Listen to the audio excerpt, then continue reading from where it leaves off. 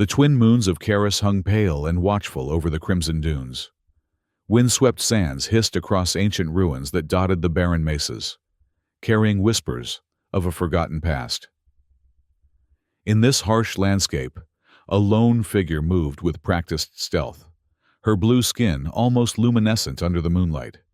Syra, the last scion of the Karin Guardians, crouched at the edge of a rocky outcropping.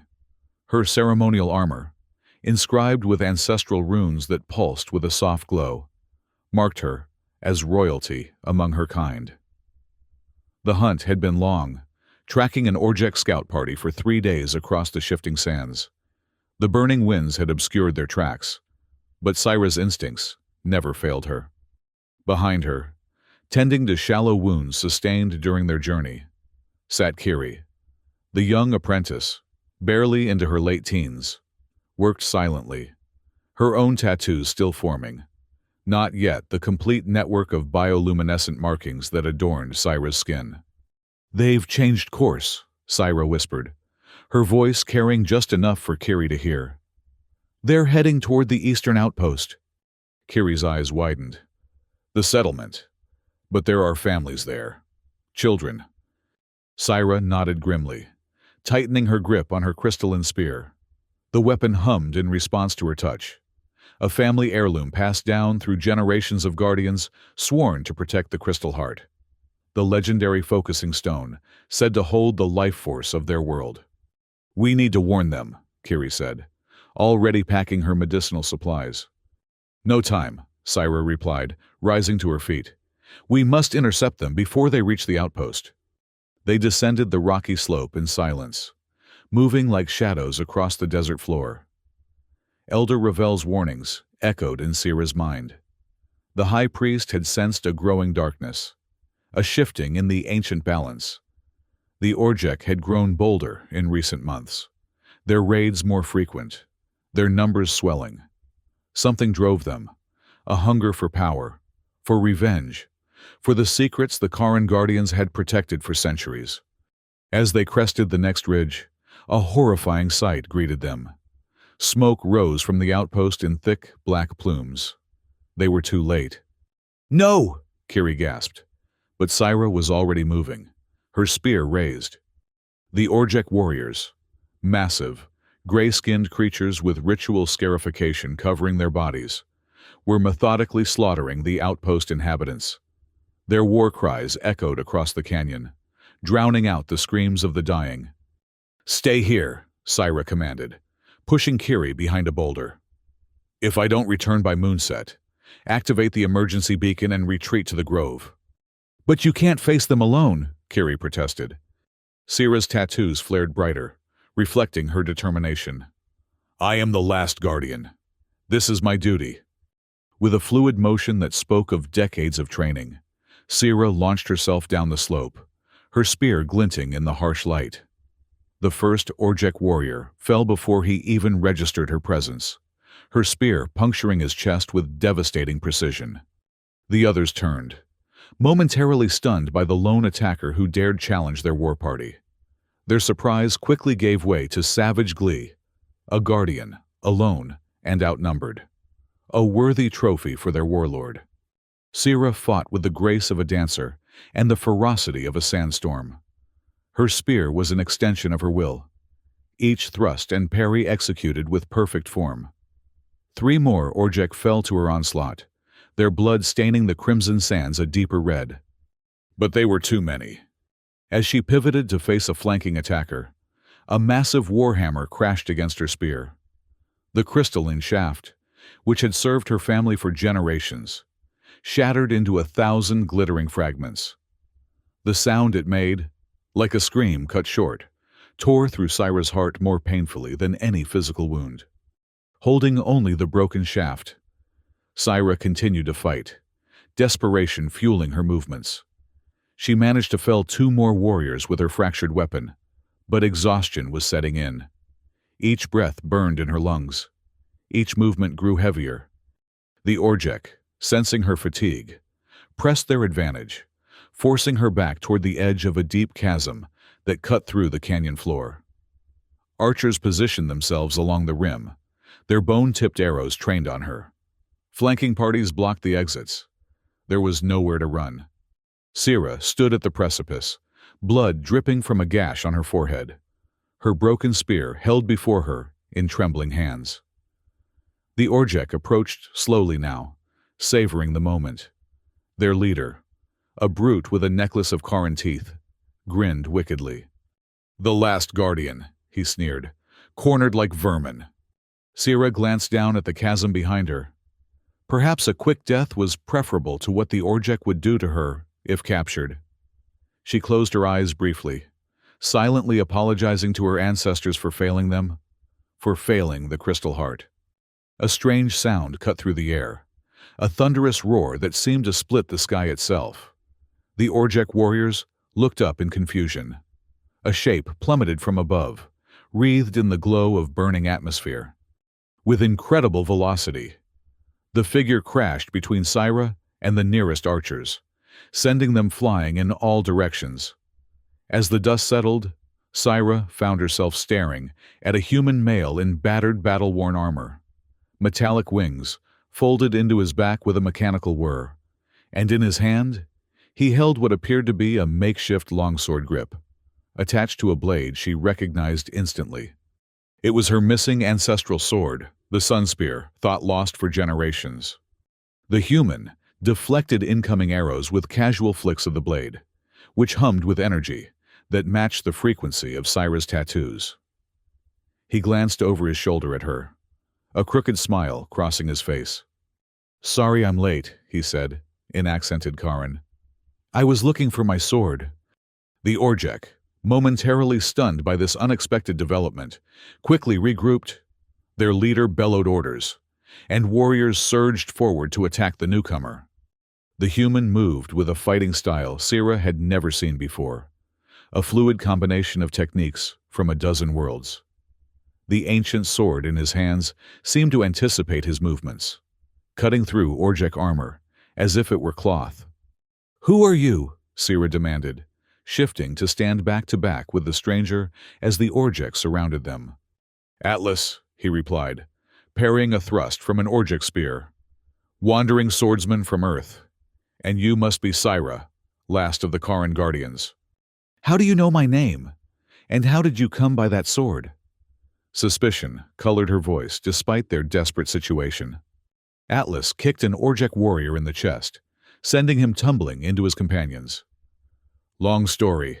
Involves a map, a prophecy, and a very insistent distress beacon. Speaking of which," he ducked under an axe swing. "Your apprentice has quite the talent for encryption. Took me 3 days to decode her signal." "Kiri," Sira's eyes widened. "She wasn't supposed to—" "Good thing she did," Atlas interrupted, grabbing Sira's arm and pulling her aside as an arrow whistled past. "Or you'd be Orjek decoration by now." A high-pitched whistle drew their attention to the ridgeline where Kiri stood, waving frantically toward a narrow gap in the canyon wall, a hidden passage known only to the Guardians. "Follow me," Sira said grudgingly, accepting that this outsider was, for the moment, her best chance at survival. Atlas activated his glider wings with a mechanical snap, clearing a path through the Orjek lines with a sweeping attack. Sira followed in his wake, and together they sprinted toward the passage Kiri had indicated.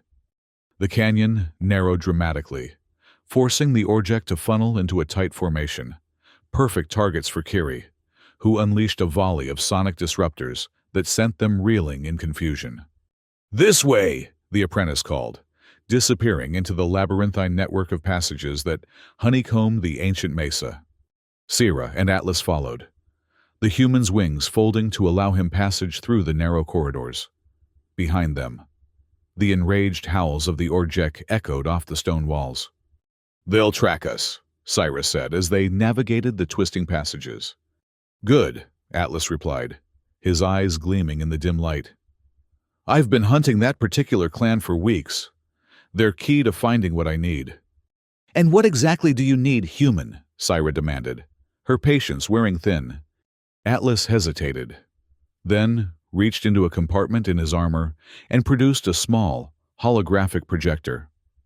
With a flick of his wrist, A three-dimensional map of the Kharan Desert materialized between them. "This," he said, pointing to a pulsing light at the center of the map. "The Crystal Heart Temple. And this," he raised the sword, "is the key to unlocking an artifact within it that might save my homeworld." "The Sun Spear," Syra breathed, reaching out instinctively toward the blade before catching herself. "My family's ancestral weapon. Lost for 3 generations. Not lost," Atlas corrected. "Hidden. By your great-grandmother, who foresaw a time when it would be needed to restore balance not just to Karis, but to worlds beyond." Kiri, who had been listening intently, pointed to a marking on the holographic map. "That's not far from here. Half a day's journey through the canyon system." Sira's eyes narrowed. "That map is Orjek intelligence, isn't it? Stolen." Atlas shrugged. "Let's say liberated from a scout I encountered last week. They've been searching for the temple too, though for very different reasons than mine." "And why should I trust you with our most sacred artifact?" Syra challenged. "For all I know, you could be a mercenary, a treasure hunter." "Because right now, I'm all you've got," Atlas replied bluntly. "Your spear is shattered, your outpost is destroyed, and the Orjek are hunting you with more determination than I have seen them show for any quarry. Something big is happening, Guardian, and whether you like it or not, our paths have converged." Before Syra could respond, a distant rumble shook the passage. Dust and small stones rained down from above. "They've triggered the sonic traps," Kiri said, alarm evident in her voice. "The old temple defenses!" "Move!" Syra commanded, grabbing Atlas by the arm and pulling him deeper into the maze of corridors. "If they've activated the primary defenses, the entire system will begin to collapse." They ran through increasingly narrow passages, the rumbling growing louder behind them. Ancient glyphs carved into the walls began to glow with an eerie blue light, responding to the threat. "These are Kharan protective runes," Syra explained as they ran. "They recognize me as Guardian blood, but they're degrading after centuries without maintenance. They can't distinguish friend from foe anymore." As if to emphasize her point, a section of the ceiling collapsed just behind them, nearly crushing Atlas, who dove forward at the last second. "Friendly place you've got here," he muttered, dusting himself off. "It wasn't designed for outsiders," Syra replied coldly. They emerged into a vast chamber where the narrow corridor opened unexpectedly. Ancient pillars carved to resemble twisting vines supported a domed ceiling hundreds of feet above. At the center of the chamber stood a raised platform, and on it, a weathered stone altar. "A Kharan temple," Kiri whispered in awe. "I've only seen drawings in the sacred texts." Syra approached the altar reverently, her tattoos resonating with the energy that still hummed within the ancient stones. She ran her fingers over the inscriptions that covered its surface. "Only a true guardian may reclaim the Spear of the Sun," she translated, "for in its light, the heart crystal awakens." Atlas approached cautiously, the sun spear in his hand, seeming to pulse more intensely as he neared the altar. "There's more," he said, pointing to a section of text that glowed faintly. "This script isn't Kharan." Syra studied the unfamiliar characters. "No, it's much older, pre-settlement era." She traced the symbols with her fingertips. "Something about duality. 2 souls required, 1 native, 1 voyager." A crash from the corridor they had just exited drew their attention. The Orjek forces had breached the temple's outer defenses and were closing in. "We don't have much time," Atlas said urgently. "Your people created these temples as focusing points for the Crystal Heart's energy. If the Orjek claim it, they'll twist its power, use it to dominate not just Karis but potentially other worlds as well." "How do you know so much about our sacred sites?" Syra demanded. Atlas's expression darkened. "Because I've seen what happens when such power falls into the wrong hands. My homeworld is tearing itself apart in a war over similar artifacts. I came here following rumors of the Sun Spear, a weapon that could stabilize such energies. The rumbling grew louder, and chunks of the ceiling began to rain down around them. The Orjek had triggered more traps, accelerating the temple's collapse. "Kiri," Syra decided, "take the emergency exit tunnel. It should still lead to the surface. Warn Elder Ravel. Tell him the Orjek are closing in on the Crystal Heart." "But you," Kiri began to protest. "I'll follow," Syra promised. "But first, I need to understand what we're facing." Reluctantly, Kiri nodded and disappeared down a hidden passage behind the altar. As soon as she was gone, Syra turned to Atlas, her expression grim. "Now, human, tell me the truth. What aren't you telling me?" Atlas hesitated, then sighed. "The Orjek believe they are reclaiming what was stolen from them, and they're not entirely wrong." "What do you mean?" 3 centuries ago, during the Great Drought, the Crystal Heart responded to both Karin and Orjek prayers. It was meant to be shared, a power source for both peoples. Atlas's eyes met hers steadily. "But your ancestor, the Guardian Lyria, betrayed the Orjek. She used the Sun Spear to claim sole control of the Crystal Heart, banishing the Orjek to the wastelands, while the Karin flourished." Syra stepped back as if physically struck. "That's a lie. Our histories speak of the Orjek as invaders, barbarians who sought to corrupt the Crystal Heart's purity." "History is written by the victors," Atlas said softly. "I've spent months piecing together fragments of truth from both sides. The Orjek oral traditions speak of a massacre, hundreds of their people slaughtered by Lyria's forces when they came to worship at the Crystal Heart. The ground beneath them shuddered violently. A section of the temple wall collapsed, revealing a massive chamber beyond, one that had been sealed for centuries.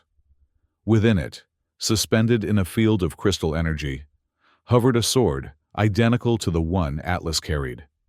"Another Sun Spear?" Syra breathed in confusion. Atlas shook his head. "No, that's the real one. What I carry is its shadow. A resonance key created by your ancestor to find the original when the time was right." Before Syra could respond, a barrage of arrows flew through the newly opened breach. Atlas pushed her down, taking a glancing hit to his shoulder armor. Orjek warriors poured into the temple chamber, led by a massive figure whose scarred body was adorned with trophies from dozens of Karin kills. His left eye was a milky white orb, the right a piercing yellow that fixed on Syra with undisguised hatred. "Warlord Urzag," Atlas muttered, leader of the Orjek unification movement. Urzag raised a massive warhammer, its head crafted from the same crystalline material as Syra's shattered spear. "At last," he growled in heavily accented Karin, "the false guardian stands before me.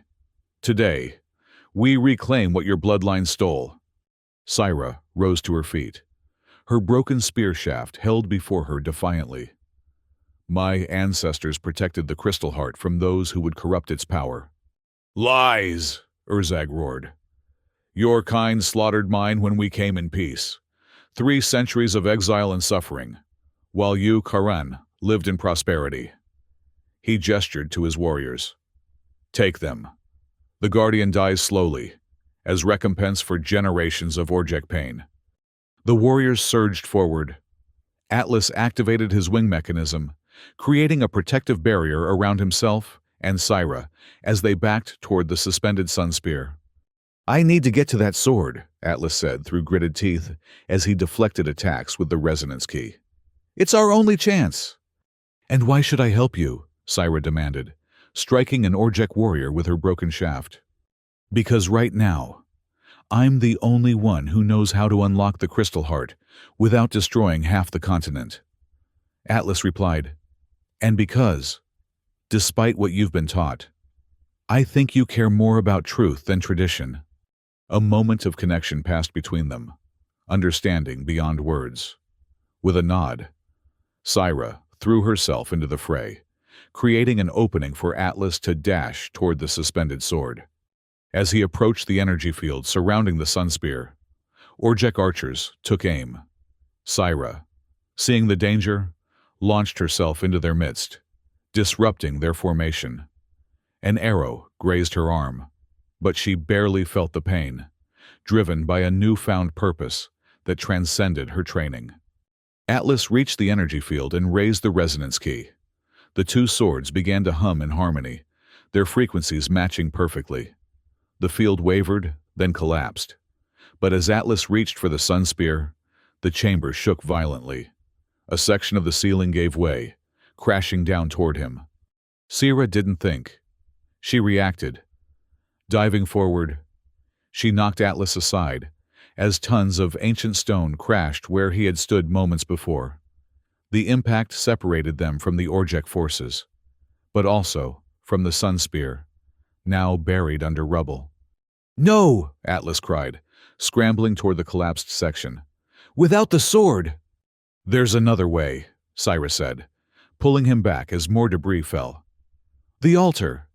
It's connected to the Crystal Heart network. If what you say is true, if the sword requires both Karin and outsider energy, perhaps we can channel it directly." Understanding dawned in Atlas's eyes. Together, they fought their way back to the central altar, which now glowed with increasing intensity as the temple's defenses responded to the invasion. Urzag had anticipated their move. He waited at the altar, warhammer raised. "Your ancestors stole our birthright," he snarled at Sira. "The Orjek have waited generations for this moment." "I don't know the truth of what happened centuries ago," Sira replied, her voice steady despite her racing heart. "But if my ancestor committed atrocities against your people, that shame is part of my heritage too." Her words seemed to catch Urzag off guard. The warlord hesitated, his hammer wavering slightly. In that moment of uncertainty, Atlas made his move. Darting forward with inhuman speed, he slammed the resonance key into a slot at the center of the altar. The chamber filled with blinding light as energy surged through the ancient conduits. The walls of the temple became transparent, revealing a vast network of crystal veins that ran beneath the desert, all converging on a pulsing heart of pure energy directly beneath the altar. "The Crystal Heart," Sira whispered in awe. "It's not just a stone. It's a living network." "And it responds to intent," Atlas added, his hand still on the resonance key. "Your ancestor used it to divide. We can use it to heal." Urzag, recovering from his momentary shock, charged forward with a roar of rage. "The power is Orjek by right." Sira stepped between the warlord and Atlas. "It belongs to neither of us alone," she said. That was the original mistake. As Urzag swung his hammer, Sira ducked beneath the blow and pressed her palm against the altar. Her tattoos flared with brilliant light, connecting with the crystal network. Energy surged through her body, painful, yet exhilarating. "Atlas," she called out. "Your hand. The altar needs both of us." Understanding, Atlas placed his free hand beside hers. The moment their skin connected, a shock wave of energy pulsed outward.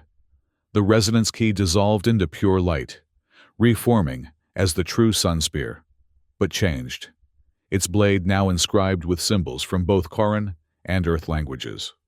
Urzag stumbled back, momentarily blinded by the display. When his vision cleared, he found Sira holding the transformed sun spear, its blade pulsing with energy that matched the rhythm of the crystal heart below. "This ends now," Sira said, her voice echoing with power, not entirely her own. "Enough blood has been spilled in the name of past wrongs." Urzag's face contorted with fury. 3 centuries of suffering cannot be dismissed with pretty words. Guardian, my people demand justice. "Not justice," Sira corrected. "Vengeance. And it will consume your people just as surely as pride consumed mine." With unexpected speed, Urzag lunged forward, his warhammer aimed at Sira's heart. Atlas moved to intercept, but Sira was faster.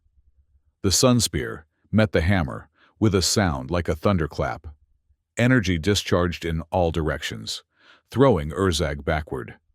The warlord crashed against a pillar, his hammer shattering on impact. Before he could recover, the floor beneath him gave way, sending him plummeting toward the exposed crystal heart chamber below. Without hesitation, Syra dove forward, catching Urzag's arm before he disappeared into the abyss. The warlord dangled above the pulsing energy core, his life, literally, in the hands of his sworn enemy. "Why?" he growled, genuine confusion in his voice.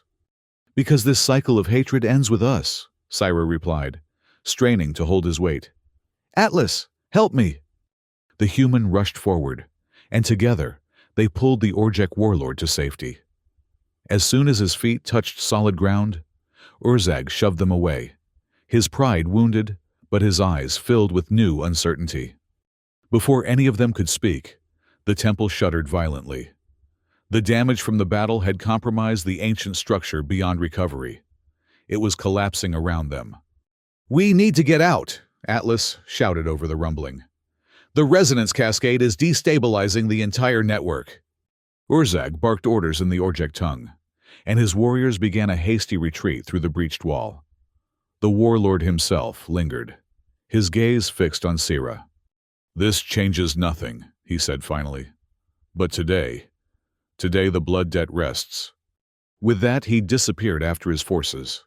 Syra turned to Atlas, the sun spear still humming in her grip. "How do we stop the cascade?" Atlas pointed to the altar. "The sword. It was designed as both key and stabilizer, but it will take both of us." Understanding what needed to be done, Syra approached the altar once more. Together, they plunged the sun spear into the central slot that had held the resonance key. The effect was immediate. The wild energy that had been tearing the temple apart began to flow in controlled patterns, following the sword's guidance. The tremors subsided, though sections of the ceiling continued to crumble. "It's working," Atlas said, relief evident in his voice. "But this place is still coming down. We need to move." Hand in hand, they ran toward the exit passage, dodging falling debris. The sun spear remained embedded in the altar, its energy now permanently linked to the Crystal Heart network. They emerged from the temple just as its dome collapsed entirely, sending a plume of dust high into the desert air. The twin moons of Karis had set, and dawn's crimson light was breaking across the horizon, turning the golden dunes to fire. Exhausted, they slumped to the ground at a safe distance, watching as 3 millennia of Koran history disappeared beneath the sands. "I left it behind," Syra said quietly, staring at the ruined temple. "The sun spear, my family's legacy." "You didn't leave it behind," Atlas corrected gently. "You restored it to its proper place. It was never meant to be a weapon, but a conduit, a bridge between peoples." Syra looked at him with new understanding. "Why did you really come here, Atlas of Earth? The truth this time?" Atlas sighed, the weight of his past visible in the slump of his shoulders. "My homeworld is at war, has been for generations. Factions fighting over remnants of ancient technology they barely understand. I was a soldier, then a scholar, searching for a way to end the bloodshed." He gestured to the buried temple. Legends spoke of Karis, of the Crystal Heart and its guardians who found balance instead of dominance. "But my ancestor betrayed that balance," Syra said bitterly. "Yes, and no."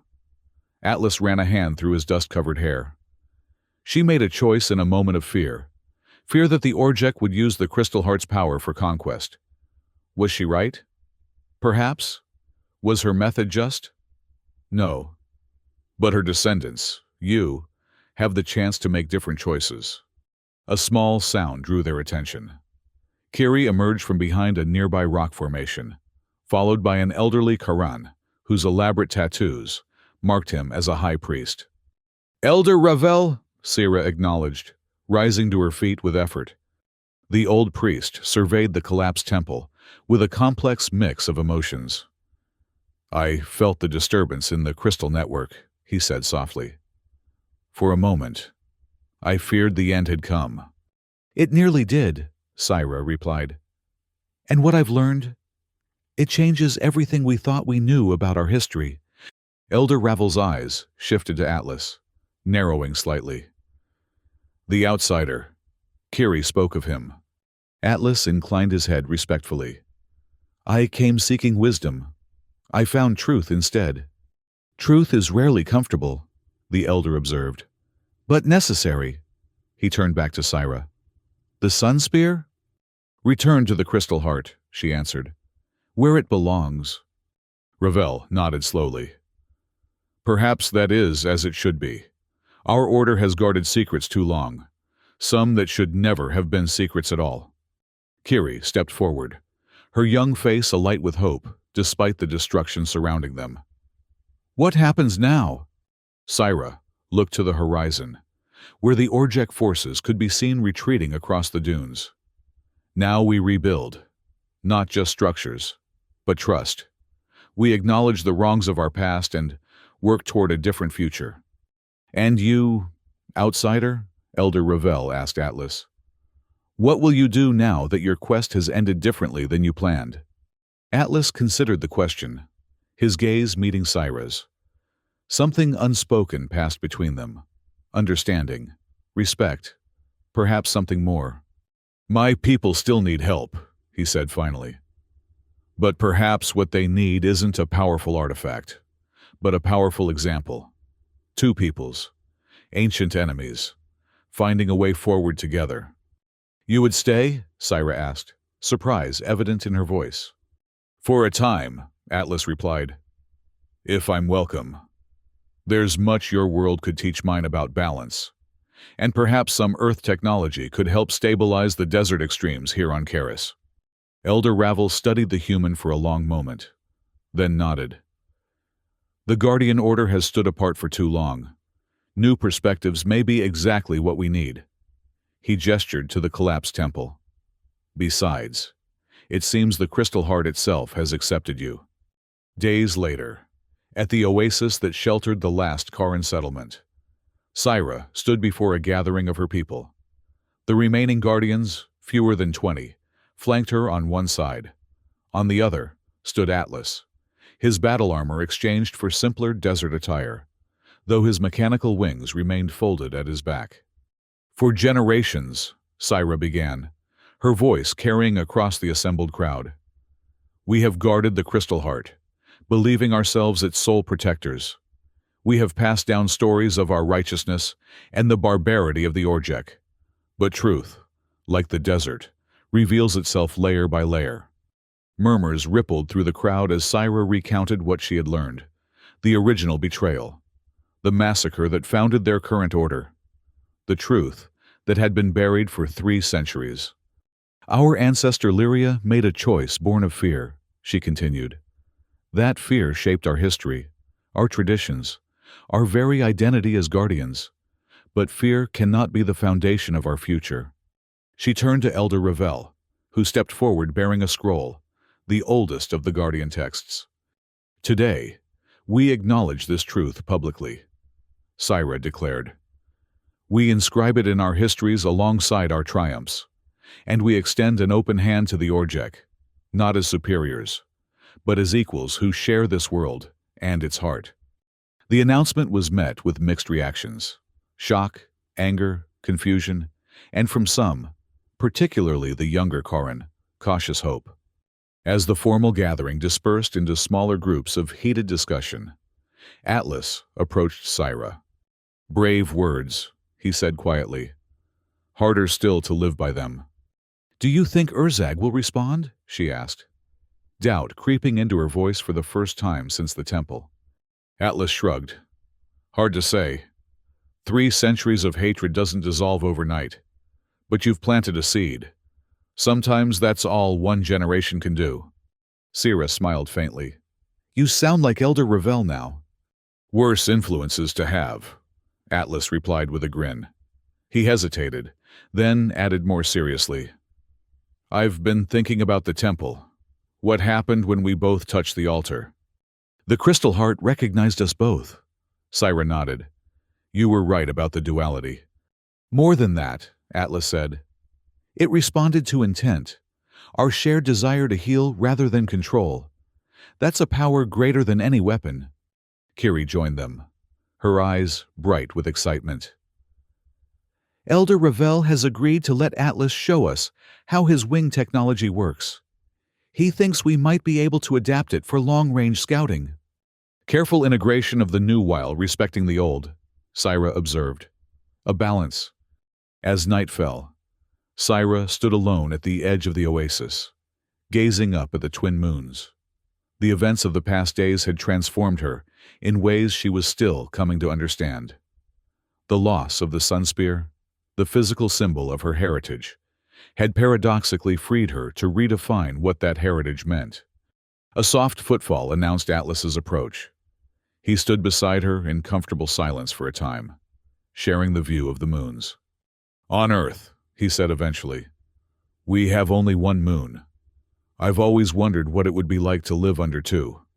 "Twice the tidal forces," Syra replied with scientific precision, then smiled. "Twice the light in dark places." Atlas chuckled. "A poet and a warrior. Are they so different? Both seek truth in their own way." Their conversation was interrupted by an urgent call from the settlement. One of the younger guardians ran toward them, breathing hard. "Riders approaching from the east," he reported. "Orjek banners." Syra and Atlas exchanged a glance, then moved quickly toward the settlement's edge. A small party of Orjek warriors approached slowly, ceremonial flags indicating a peaceful delegation. At their head rode warlord Urzag himself. The settlement erupted into controlled chaos, guardians taking defensive positions, civilians retreating to inner dwellings. Elder Ravel emerged from his quarters, leaning heavily on his staff. "Shall we meet them with weapons or words?" he asked Syra. She considered the approaching party carefully. "Words first, weapons only if needed." With a small delegation including Atlas and Elder Ravel, Syra went out to meet the Orjek at a neutral point between the oasis and the open desert. Urzag dismounted his massive riding beast, his expression unreadable. "Guardian," he acknowledged Syra with a curt nod. "Human." Another nod to Atlas. "Warlord," Syra returned the greeting. "You're far from your territory." Urzag's yellow eye gleamed in the moonlight. "Territory changes, as do traditions." He gestured to one of his warriors, who brought forward a bundle wrapped in ceremonial cloth. 3 days ago, our shamans reported disturbances in the sacred sites throughout our lands. Ancient chambers sealed for generations have opened. Crystal formations long dormant now pulse with light. Urzag fixed his gaze on Syra. "The elders believe this is connected to what happened at the temple." "It is," Syra confirmed. "The Crystal Heart network is rebalancing itself after centuries of disruption." Urzag unwrapped the bundle, revealing fragments of crystal similar to those that had formed Syra's shattered spear. "These were found in our most ancient shrine. They bear markings of both Karin and Orjek script, from before the separation." Elder Ravel stepped forward, examining the fragments with trembling hands. "I have seen such artifacts only in our oldest texts," he murmured. "They speak of a time when our peoples worshipped together at the crystal shrines." "Your message was received," Urzag said to Syra, his voice gruff, but lacking its earlier hatred. "About the truth of our shared past." "And?" Syra asked, hardly daring to hope. "Some call for your head," Urzag replied bluntly. "Others say the ancestors guide us toward a new path." He squared his massive shoulders. "I say only this. Blood has flowed enough between our peoples. If there is another way, I would see it tested. It was not peace, not yet, but it was a beginning." Formal talks were arranged, to be held at a neutral site where both Karin and Orjek historic claims overlapped. Atlas offered his services as mediator, his status as outsider, providing a balance that neither side could achieve alone. As the Orjek delegation departed, Syra felt a weight lift from her shoulders, not the burden of guardianship, which remained, but the crushing pressure of upholding a flawless legacy that had never truly existed. Later that night, she found Atlas on the settlement's highest point, using instruments from his ship to scan the stars. "Homesick?" she asked, joining him. "Wondering," he corrected, "about possibilities." "For Earth?" "For everywhere." He gestured to his readings. There are patterns in the crystal energy that suggest it might be possible to establish stable connections between worlds with similar networks. Not just travel, but communication, exchange of knowledge. Sira considered this. A responsibility greater than guarding one world. A shared responsibility. Atlas emphasized, no single people can or should bear it alone. That was the lesson of the temple, wasn't it? Before she could respond, a flash of light caught their attention. High above, beyond Karis's atmosphere, a ship momentarily reflected the moonlight as it adjusted its orbit. "We're being observed," Atlas noted, adjusting his scanner. "Has been for the past day, I'd guess." "Orjek?" Sira asked, immediately alert. Atlas shook his head. "Design is all wrong. Not from this system at all." The implications settled between them. Karis, long isolated, was isolated no longer. The changes in the Crystal Heart network had drawn attention that might bring opportunity or threat. "It seems our challenges are just beginning," Sira said softly. Atlas smiled. That same crooked grin he'd shown when first dropping from the sky into her desperate battle. "Good thing you've got backup." Beneath the twin moons, they stood together, guardian and wanderer, native and outsider, united by a shared vision of what might be possible when ancient enemies found common ground. The Crystal Heart pulsed beneath the sands, its network spreading, strengthening, preparing Karis for whatever came next. And in the ruins of an ancient temple, buried beneath tons of stone and sand, the Sun Spear continued its work, channeling and balancing energies that had been in conflict for centuries. Not as a weapon of war, but as a bridge between worlds.